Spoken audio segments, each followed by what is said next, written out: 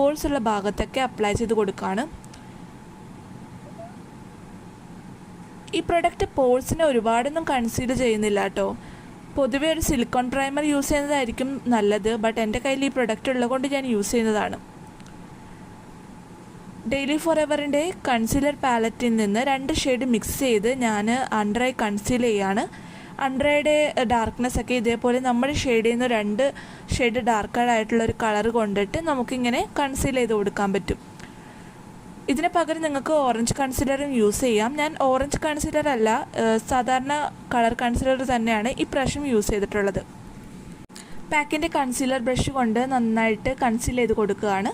നിങ്ങൾക്ക് pigmentation dark സ്പോട്ടൊക്കെ ഉണ്ടെങ്കിൽ orange concealer use ചെയ്യുന്നതായിരിക്കും നല്ലത്.